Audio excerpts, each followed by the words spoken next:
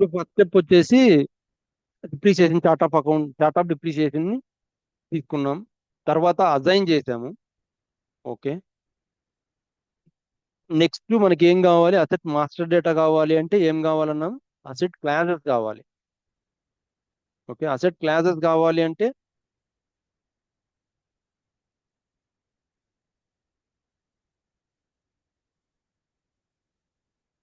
Account determination కావాలి.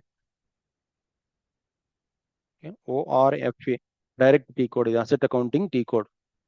Okay. First మనము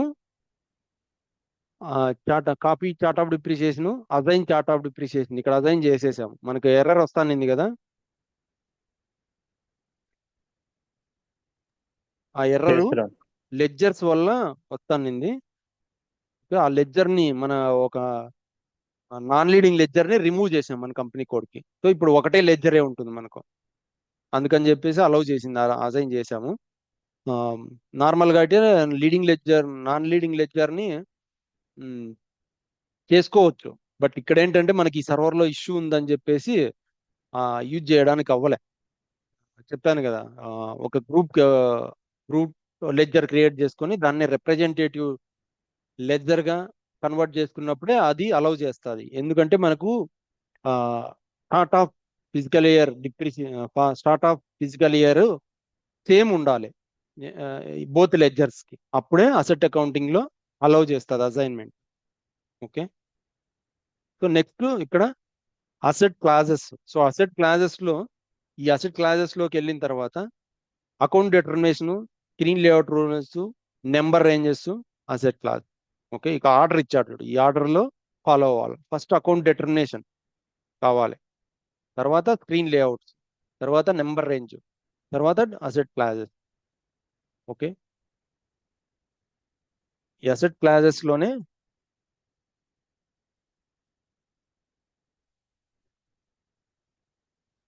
ఇక్కడ అసెట్ క్లాసెస్ కావాలి. ఏంటి టీ కోడ్?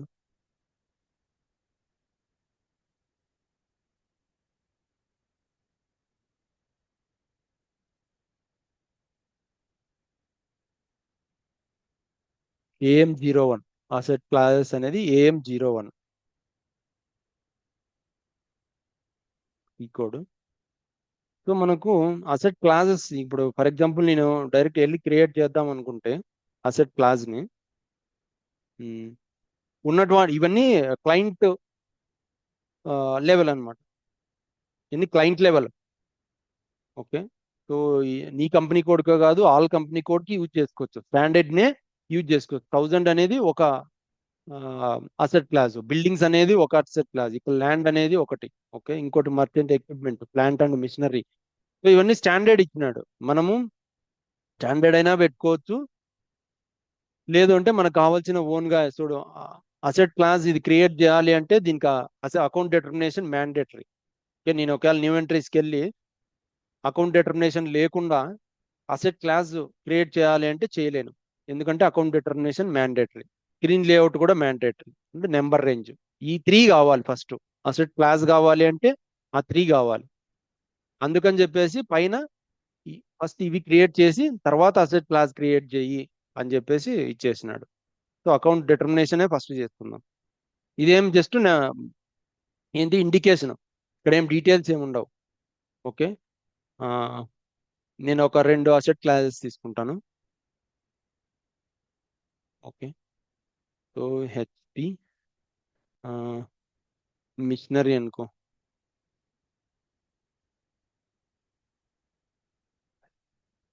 హెచ్పి.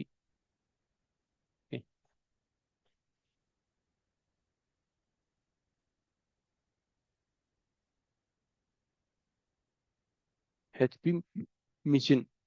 ఓకే. ఇంకోటి హెచ్పి ఫర్నిచర్.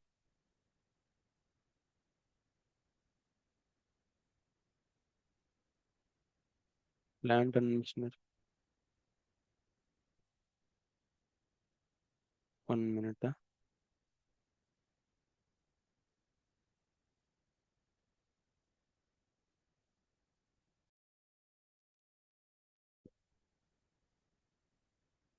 మనకి ఇక్కడ 2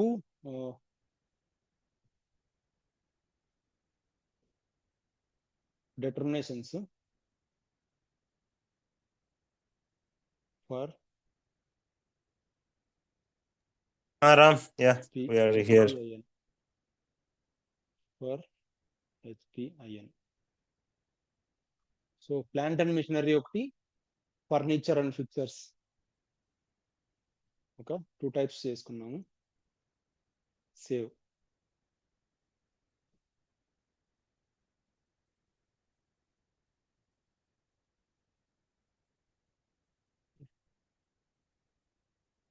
ఓకే, సో అక్కడ డిటర్మినేషన్ ఉన్నాయి. ఇప్పుడు స్క్రీన్ లేఅవుట్ రూల్స్ మనకు కావాలంటే ఓన్ గా చేసుకోవచ్చు, లేదంటే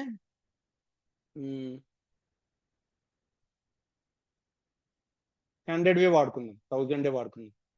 ఎందుకంటే అన్నిటికీ ఒకటే రూల్స్ ఇవి.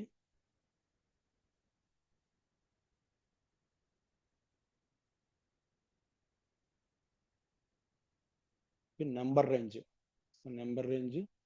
మన కంపెనీ కోడ్కి అసెట్ క్రియేట్ చేయాలంటే ఒక నెంబర్ రేంజ్ కావాలి. Okay,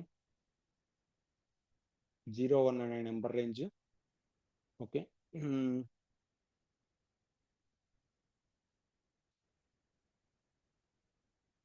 1000 to 999. ఓకే, ఇంకొక నెంబర్ రేంజ్ మనకి 2 కదా టైప్ ఆప్స్, సో 2 వాడుకుందాం. ఇక్కడ 999, 1000 to, ఓకే, 1000 to 199 చాలు, ఎందుకు 1999. ఓకే, ఇక్కడ 2000 to 2999.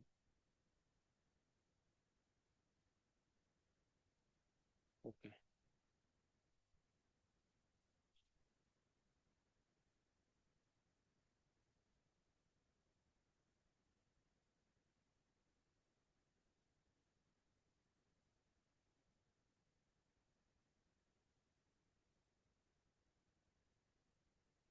Yes, done. 1000 to 1999 and 2000 to 2999. Okay, ఇవి మనం asset account number, asset account master data create చేసినప్పుడు, సో ఒక ఫర్నిచర్ కి ఒక అసెట్, ఒక అకౌంట్ డిటర్మినేషన్, ఒక అసెట్ క్లాస్ యూజ్ చేసినప్పుడు ఈ నెంబర్ వస్తుంది, ఇంకొక అసెట్ క్లాస్ యూజ్ చేసినప్పుడు ఈ నెంబర్ వస్తుంది. ఓకే, క్రియేట్ చేసినప్పుడు నెంబర్ రేంజ్. ఓకే, ఇప్పుడు అసెట్ క్లాసెస్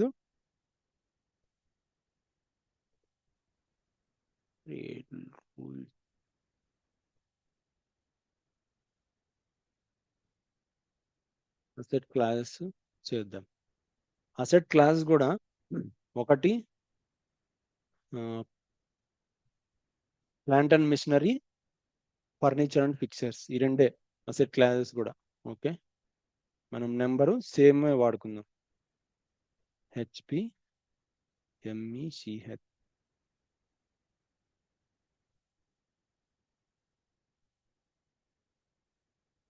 అకౌంట్ డిటర్మినేషన్ మనము HPMECHIN ఉంది. Okay, IN. ఓకే, సేమ్ అలాగే వాడుకుందాం. స్క్రీన్ లేఅవుట్ వచ్చేసి బై డిఫాల్ట్ గా 1000 వాడేద్దాం. ఓకే, 1000 అనేది స్క్రీన్ లేఅవుట్. యూనిట్, మనం ఇక్కడ యూనిట్ అనేది ఏమనేది చెప్పాలి మనకు. ఇక్కడ ఈచా, మెజర్మెంట్స్, లీటర్సా, లేదంటే కేజీసా, ఇలా కూడా పెట్టుకోవచ్చు. మనకు పీసెస్ కాబట్టి ఈచ్ అని పెట్టుకుందాం. మనకి ఇవి మిషనరీ అనేది plant and machinery, furniture each కదా, పీసెస్ కాబట్టి ఈచ్ అని పెట్టుకుందాం. ఇక్కడ కేజీస్, లీటర్స్ ఎలా అయినా డిఫైన్ చేసుకోవచ్చు. కొన్ని చోట్ల కేజీస్ అని ఉంటుంది, ఇదిగో కేజీస్. ఓకే, ఇంకా కొన్ని లీటర్స్ అని కూడా, కొన్ని ఏదైనా ఒక ఆయిల్ అనుకో, ఆయిల్ కూడా వన్ ఆఫ్ ది అసెట్ అనుకో, నువ్వు దాన్ని లీటర్స్ గా చేసుకోవాలి కదా. సో అలాంటి వాటిల్లో ఇది వాడుకోవచ్చు. సో నెంబర్ రేంజ్ వచ్చేసి 01. 01 అంటే మన కంపెనీ కోడ్కి 1000 నుంచి 999 అనేది. సో ఇక్కడ సిస్టమ్ చెప్తున్నాం, ఈ అసెట్ క్లాస్ ఇది మెయిన్ అసెట్టా లేదంటే ఏయుసి అసెట్టా అనేది ఇక్కడ ఈ ఈ రేడియో బాక్స్ లో డిసైడ్ చేస్తున్నాను.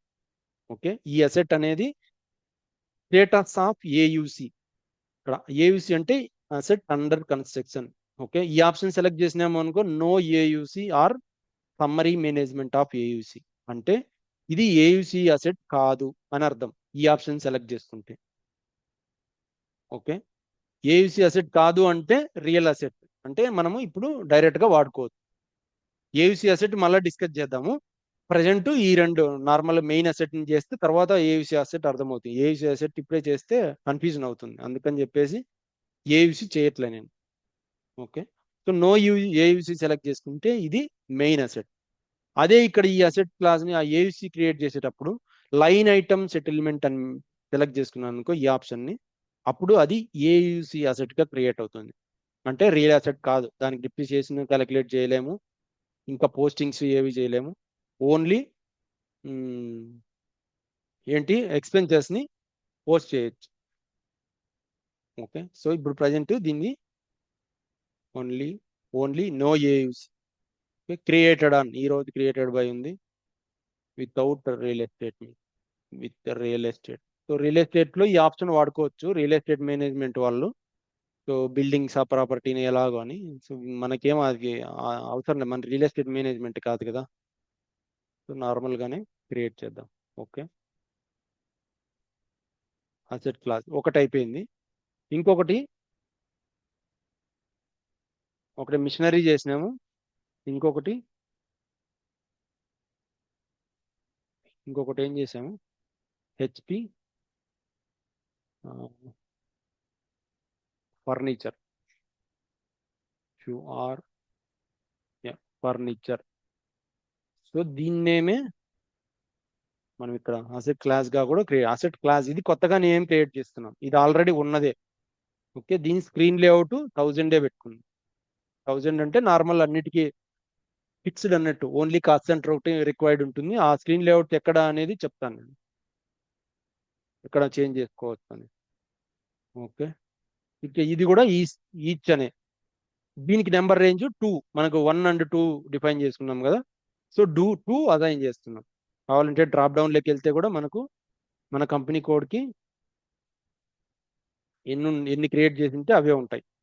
ఓకే, మన కంపెనీ కోడ్కి 1 and 2 క్రియేట్ చేసినాం. సో 1 అనేది మిషనరీకి, 2 అనేది ఫర్నిచర్స్కి. ఓకే, ఇక్కడ వచ్చేసి సేమ్ నో ఏయుసి, ఇంకేం లేదు. Okay, done. సో ఈ అసెట్ క్లాస్ వచ్చేసి ఫర్ హెచ్పిఐఎన్ జస్ట్ డిస్క్రిప్షన్ ఏమైనా పెట్టుకోవచ్చు ఇది. ఓకే, నేను స్టాండర్డ్ గా పెట్టుకున్నాను, ఏవైనా పెట్టుకోవచ్చు, మన ఇష్టం, అది మన క్లయింట్ ఇష్టం.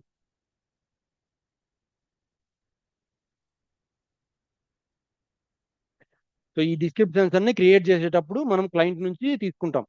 ఈ డిస్క్రిప్షన్ ఏది ఉండాలి, ఓకే, ఎన్ని అసెట్ క్లాసులు కావాలి, ఎన్ని అకౌంట్ డిటర్మినేషన్ కావాలి, ఏ నెంబర్ రేంజ్ వాడాలి, ఇవన్నీ క్లయింటే డిసైడ్ చేస్తాం. క్లయింట్కి మనము జస్ట్ సజెస్ట్ అడుగుతాం, దీనికి నెంబర్ రేంజ్ కావాలంటే సపరేట్గా వాడుకోవచ్చు, డిస్క్రిప్షన్ కావాలంటే సపరేట్గా, ఏది కావాలంటే అది పెట్టుకోవచ్చు.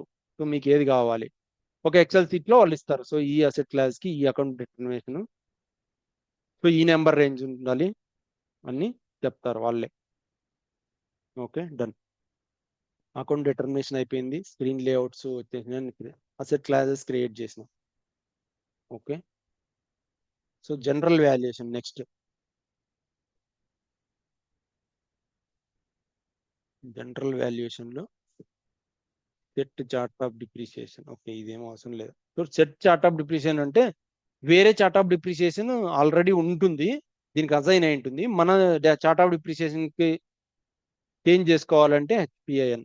ఓకే, జస్ట్ సెట్ చేస్తాం. ఇప్పుడు నువ్వు కన్ఫిగరేషన్ చేస్తున్నావు ఒక చార్ట్ ఆఫ్ డిప్రిసియేషన్ లో, ఓకే.